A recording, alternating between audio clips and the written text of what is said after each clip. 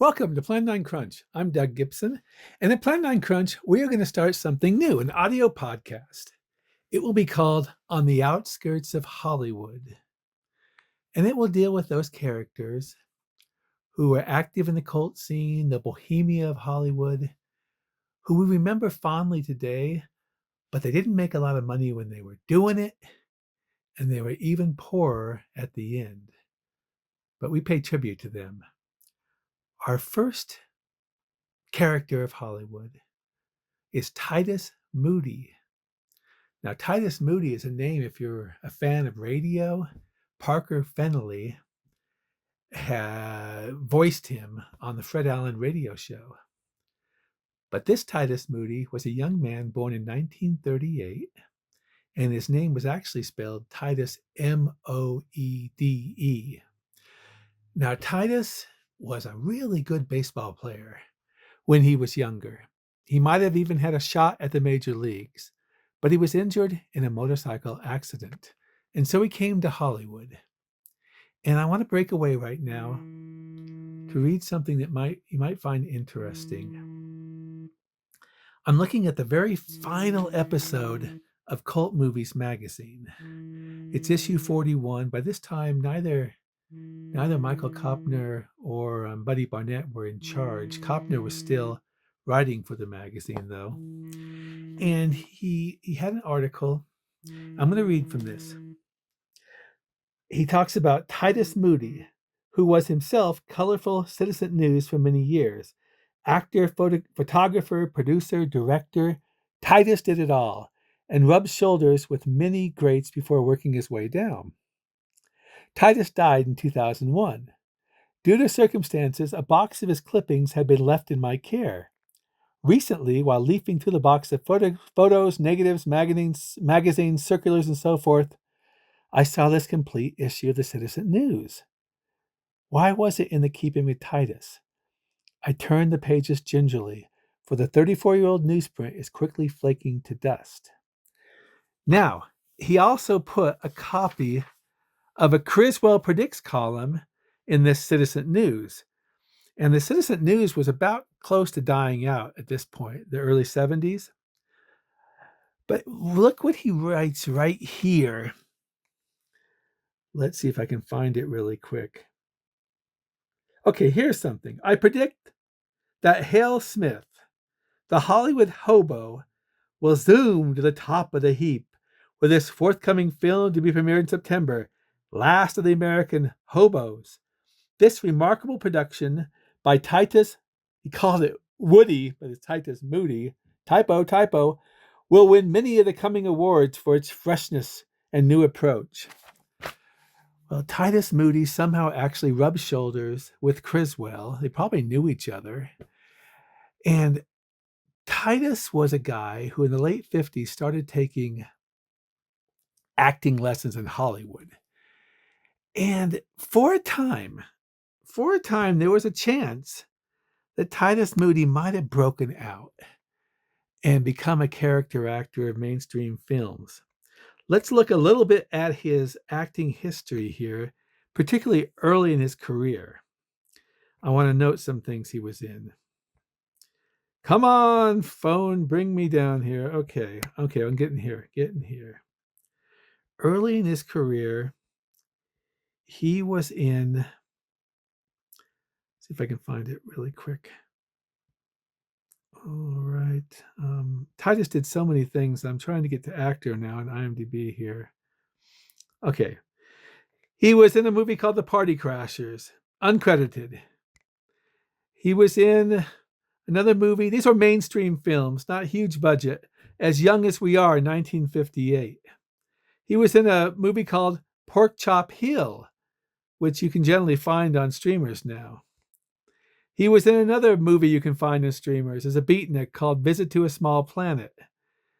He was in a movie called Too Young to Love. These were all low budget but mainstream films. Bells Are Ringing he was in. He was in Studs Lonigan, which was a fairly big film. Once again, uncredited. He was on TV shows, The Life and Legend of Wyatt Earp. He was in The Twilight Zone. He was in Have Gun Will Travel.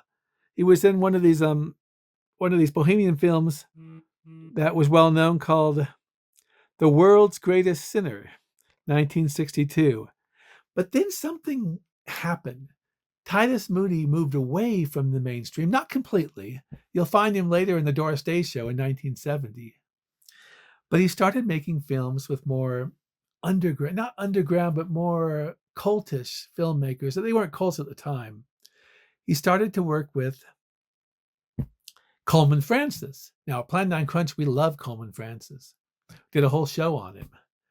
He was in The Skydivers, which is a film that actually did play in theaters. Salt Lake City even had a big TV ad about it.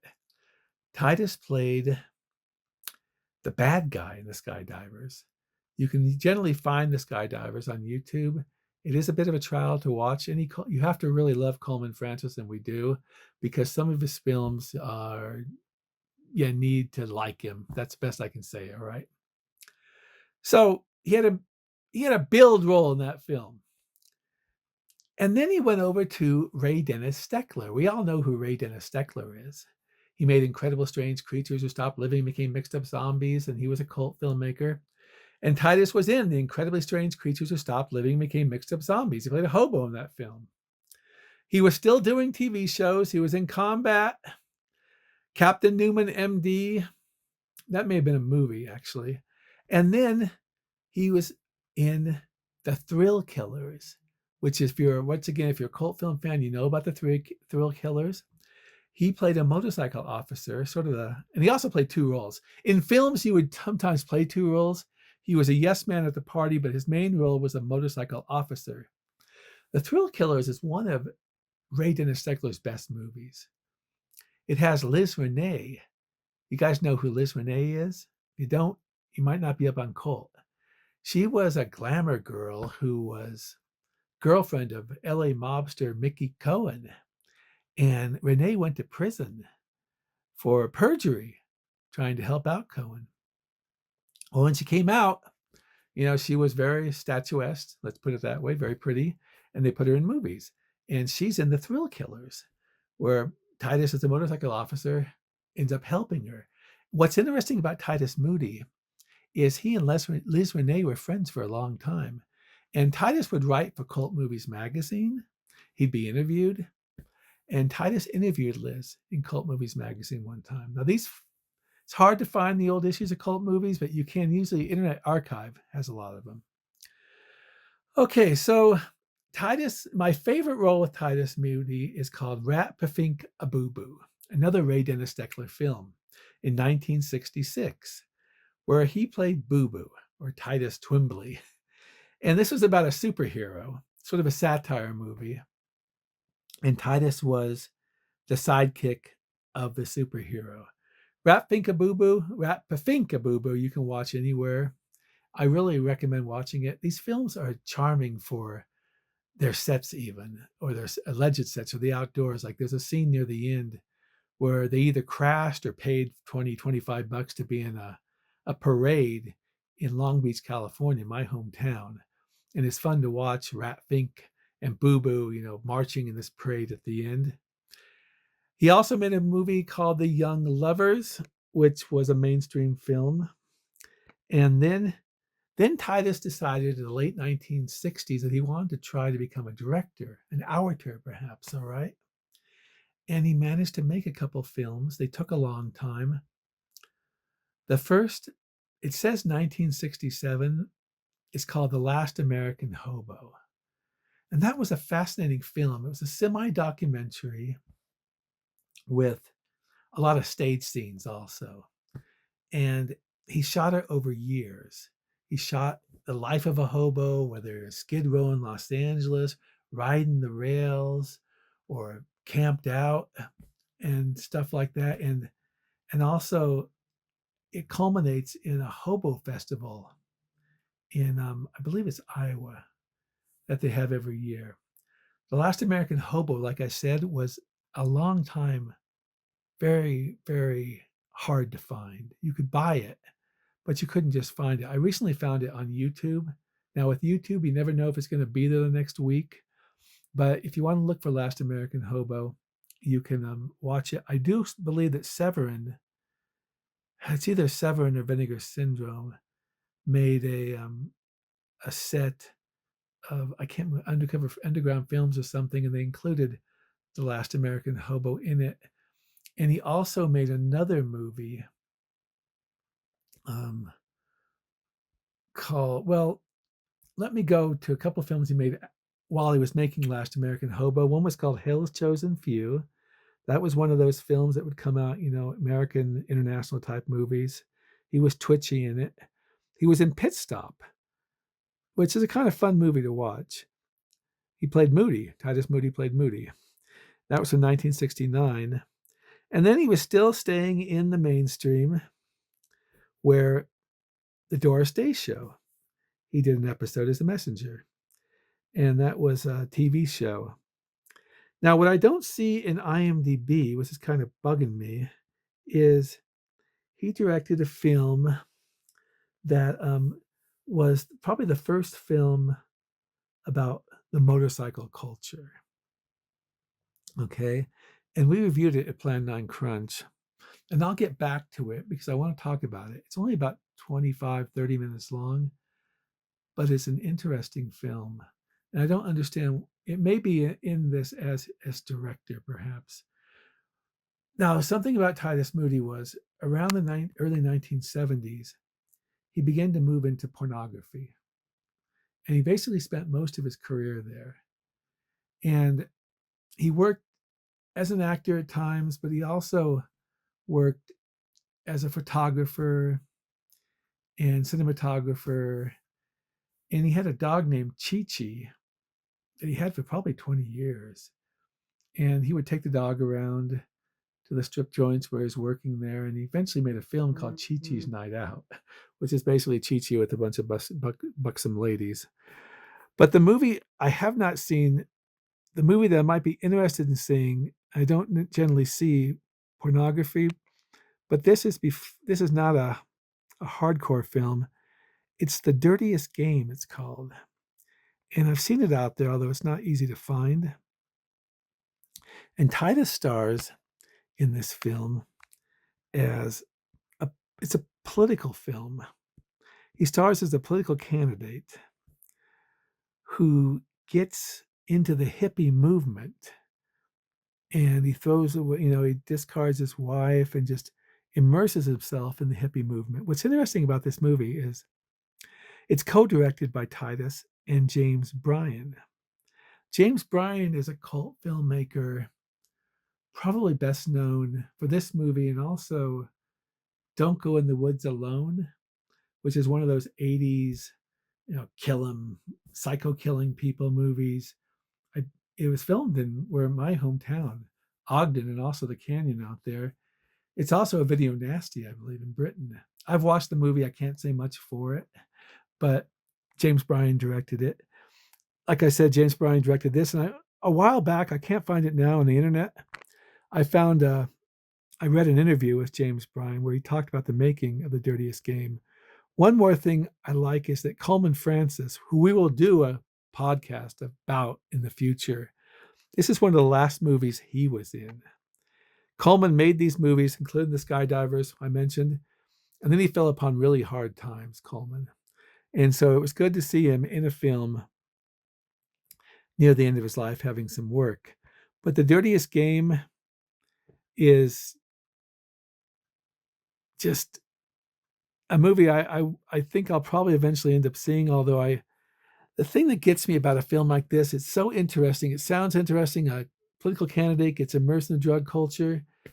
And then one of the problems is, even though I love these films for the idiosyncrasies and the fact they're not derivative, many times they're unique, I have a feeling that Dirtiest Game would not prove to be as interesting as I'd want it to be. Maybe it's not fair to say that, but I suspect that.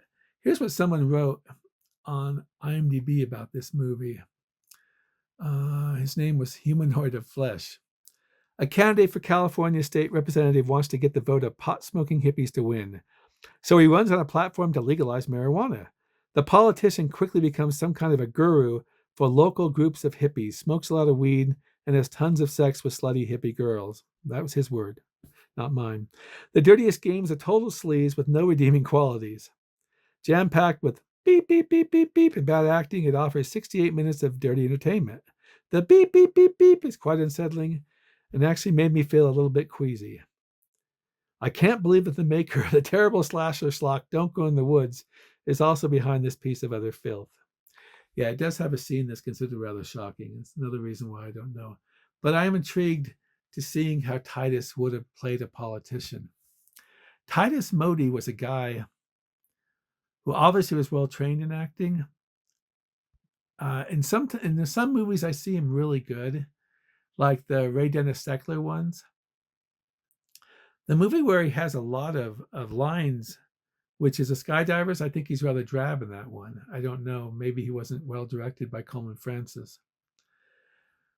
But I want to now go to the film I'm looking for. That the only reason I can't remember the title right now is because I'm talking to you right now, and my brain plays tricks on me. Let's see if we can find it. Oh, it's called Outlaw Motorcycles. It was made in 1966. It's 35 minutes long. And it really is the first documentary about the motorcycle culture that was made. Now, once again, they did make some scenes that were acted, particularly one that has a little bit of nudity in it. And I've heard from people who talk to me that he put that film in because he couldn't get anyone to sell. He couldn't sell the film. But the film is very interesting when you look at these outlaw motorcycle gangs and how they have their meetings and things like that, and how they're being harassed by the cops. And Titus, for a long time, when he lived in Los Angeles, would sell copies of Outlaw Motorcycles and The Last American Hobo at video stores. And he'd even have events where he'd show the movie and he would make a hobo stew. I've seen ads for that in newspapers. So even though he didn't make much money on those films, they were satisfying to him, no doubt, and very successful. He worked with another actor who has passed away now named Gordon Barkley on some of those films. And I want to go later in his life. He, like I said, he basically immersed himself in the pornographic industry. And so that from the mid-70s on, unfortunately, was his career. Or, I don't want to make judgments here. A lot of people, including Ray Dennis Steckler, had to move into porn, probably because they weren't making the money they needed, and he had needed to make a living. Titus was very active with Cult Movies magazine, a pretty close friend of Michael Kopner, who I believe was the editor for a while. He and Buddy Barnett started it. And Buddy told me that he liked Titus a lot. Titus is on a episode of Cult Movies TV. You can either buy the entire series of Cult Movies TV, they're 30-minute interviews, but I found this on YouTube. And I by the way, I'm not trying to find it on YouTube. I own the entire thing. I just watched it because I found it on streaming. And I found Titus's interview very interesting. He's clearly had a lot of pride in his career. There is an article in Cult Movies where Titus talks about a friend, I can't remember his name right now, who played on either MASH, I think it was MASH, but he'd moved into, African-American actor had moved into pornography. And Titus, rather poignantly, and his friend discussed this actor's failed battle with cancer and how they stayed with him till nearly the end. And that's kind of ironic, because Titus died in 2001, early 2001, of prostate cancer, I believe.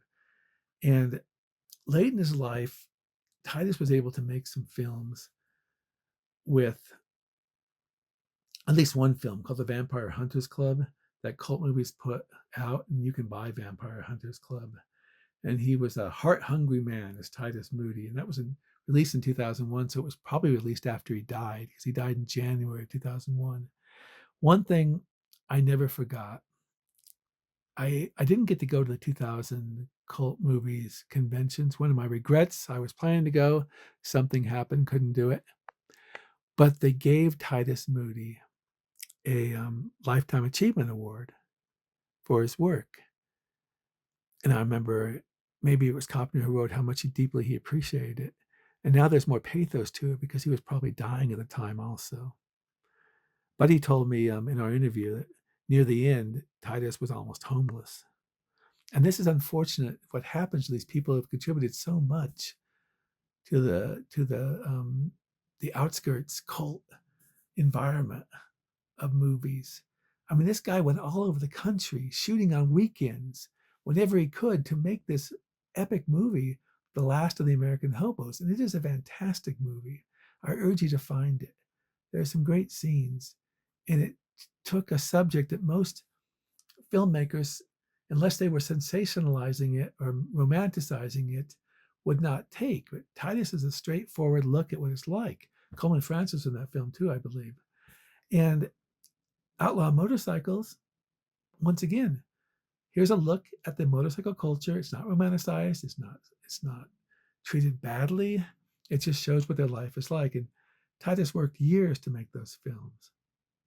And he did very good work with Ray Dennis Steckler and Coleman Francis and his early work too. And he was a big help to cult movies. He was almost like a regular contributor for the magazine. And his death, it's a man who spent, let's see, maybe 61 years, perhaps 38 to 01, perhaps 62 years. And he did what he could. He worked hard.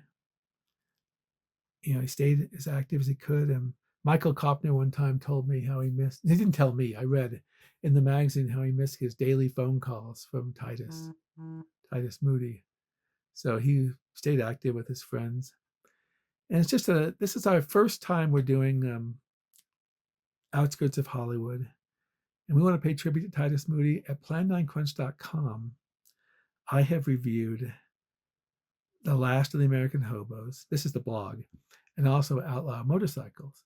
And I believe we have reviews where Titus is probably mentioned in The Thrill Killers, in Incredibly Strange Creatures, Who Stopped Living, Became Mixed Up Zombies. And I don't know if we reviewed The Skydivers, but Titus is in our pages there.